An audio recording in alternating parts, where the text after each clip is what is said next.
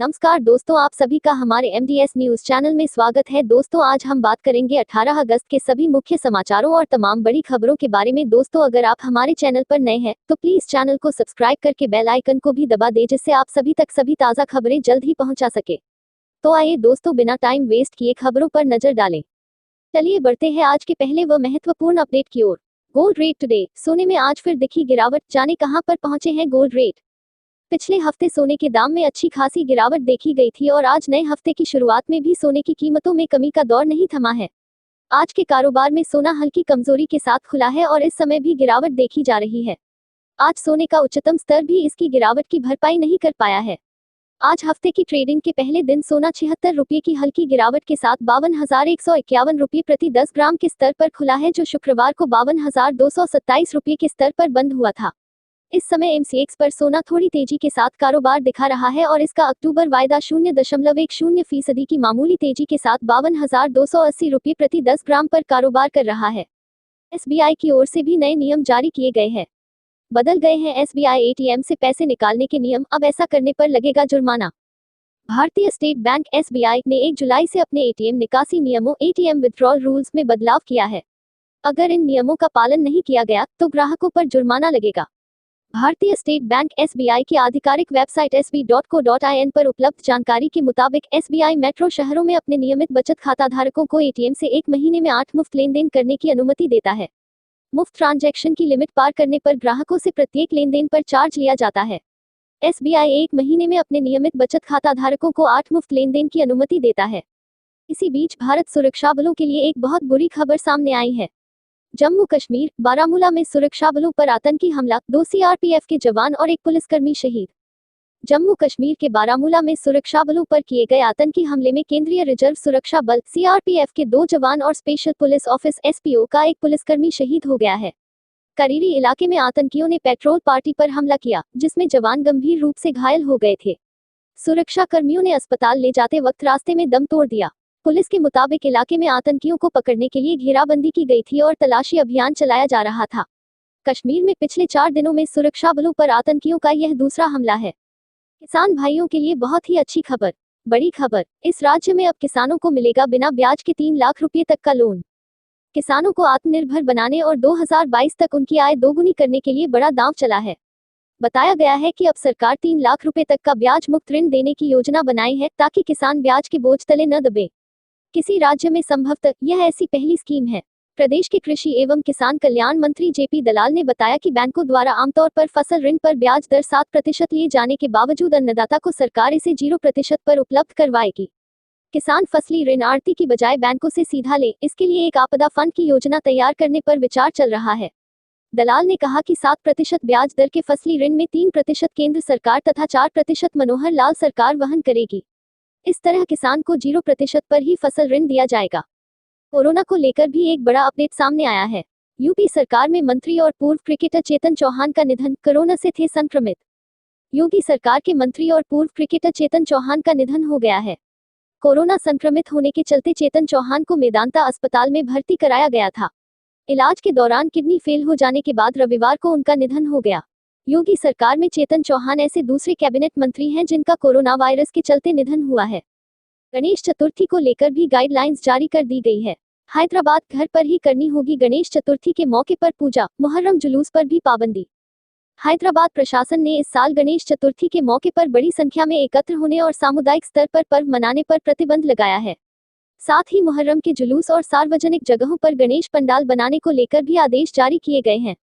Hyderabad police आयुक्त अंजनी कुमार ने कहा, कोरोना वायरस के खिलाफ अपने परिवार की रक्षा करें, घर पर मुहर्रम का मातम करें, इसी तरह घर पर ही गणेश पूजा करनी होगी।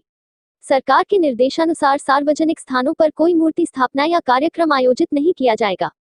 चलिए बढ़ते हैं अगले बड़े अपडेट की ओर। सोमालिया, मोगादिशु के एक होटल में आतंकी हमला, 7 लोगों की मौत, कई घायल। सोमालिया की राजधानी मोगादिशु स्थित होटल में आतंकवादियों ने हमला कर दिया, जिससे 7 लोगों की मौत हो गई और कई घायल हो गए। मीडिया रिपोर्ट के मुताबिक हमला करने वालों को संदिग्ध अल शबाब ग्रुप से जुड़ा बताया जा रहा है। बता दें कि अल शबाब ग्रुप आतंकी संगठन अल कायदा का एक पार्ट है। सुरक्षा अधिकारी अहमद उमर ने न्यूज एजेंसी AFP को बताया कि हमले के शुरू होने के बाद से सुरक्षा बलों ने होटल पर कंट्रोल कर लिया है। लग रहा है कि हमलावरों को पुलिस अपने कब्जे में ले लिया है। चलिए बढ़ते हैं अगले बड़े अपडेट की ओर। कोरोना के कारण रामदेवरा मेले पर रोक, फिर भी हजारों की संख्या में पहुंच रहे लोग। लाखों लोगों के आराध्य देव बाबा रामदेव जी की कर्मभूमि रामदेवरा में बाबा रामदेव जी के 636वें भादवा मेले को जैसलमेर जिला प्रशासन ने कोरोना महामारी की वजह से स्थगित कर दिया है। जिला कलेक्टर आशीष मोदी ने मेले के स्थगन के आदेश जारी किए थे, किंतु इसके बाद भी हजारों की तादाद में भक्त अपनी आस्था के कारण रामदेवरा पहुंच रहे हैं और बंद समाधि स्थल के आगे ही नतमस्तक होकर अरदास कर रहे हैं, जिससे यहां कोरोना संक्रमण के फैलने का खतरा यहां बढ़ गया है। ऐसे में अब प्रशासन द्वारा भक्तों को रोकने का अलग तरीका अपनाते हुए रामदेवरा कस्बे की बॉर्डर्स को श्रद्धालुओं के लिए सील कर दिया है। इसी बीच मंगलम बिरला ने अर्थव्यवस्था को लेकर बातचीत की।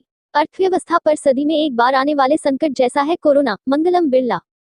हिंडाल्को इंडस्ट्रीज के चेयरमैन कुमार मंगलम बिरला के मुताबिक कोरोना अर्थव्यवस्था पर सदी में एक बार आने वाले संकट जैसा है।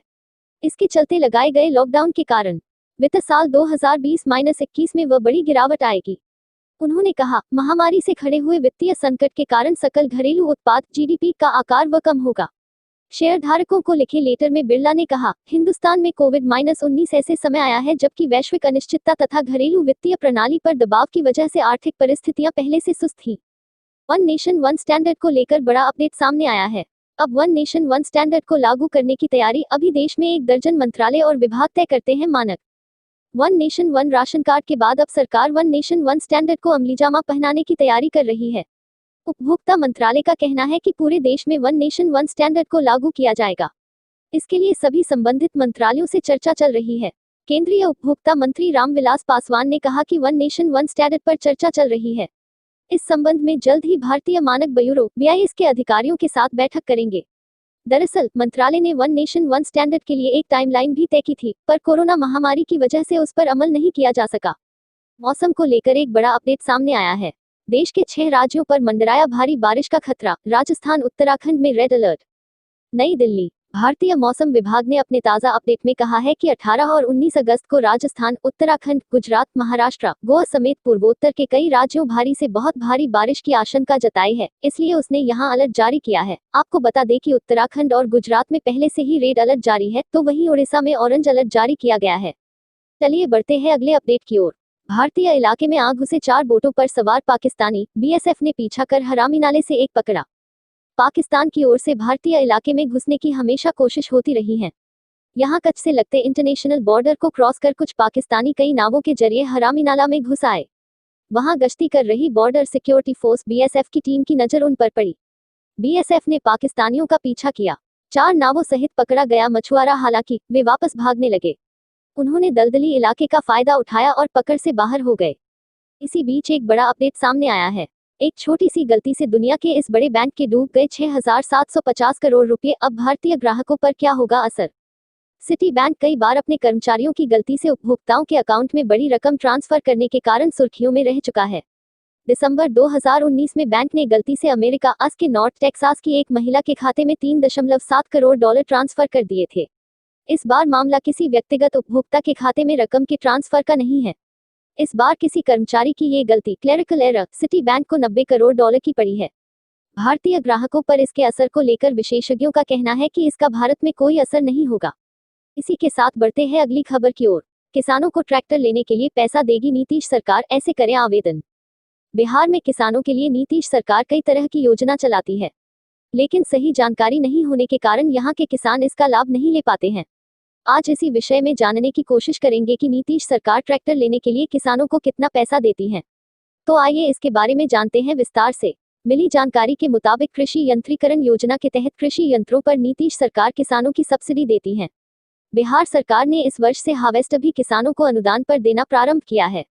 किसान भाई इन यंत्रों को ऑनलाइन आवेदन के माध्यम से अनुदान पर खरीद सकते हैं। इसकी प्रक्रिया बहुत ही आसान है। चलिए बढ़ते हैं अगले बड़े अपडेट की ओर। जेल जाते समय विधायक विजय मिश्र की खुली चुनौती, मुख्यमंत्री योगी आदित्यनाथ को हटा देंगे।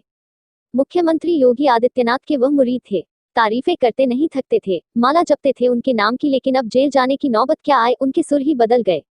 ज्ञानपुर के विधायक विजय मिश्र ने प्रदेश के मुख्यमंत्री योगी आदित्यनाथ को खुली चुनौती दे डाली है। कहा है कि उन्हें यूपी से हटा देंगे। मध्य प्रदेश के आगर मालवा जिले में शनिवार को दिए विधायक के 8 बयान ने सियासी भूचाल ला दिया है। उन्होंने बलिया के सांसद वीरेंद्र सिंह मस्त, सैयद राजा, चंदौली के विधायक सुशील सिंह व पूर्व MLC विनीत सिंह को ठाकुर माफिया बताया है। उनसे भी जान की खतरा बता डाला। लोकसभा चुनाव के दौरान विधायक मिश्र कहते रहे कि वह सीएम योगी आदित्यनाथ के कहने पर सांसद रमेश चंद्र बिंद को समर्थन दे रहे हैं, लेकिन खुद सांसद इससे इनकार करते रहे। चलिए दोस्तों, आज के लिए बस इतना ही। अब कल मिलेंगे देश भर की तमाम बड़ी व छोटी खबरों के साथ।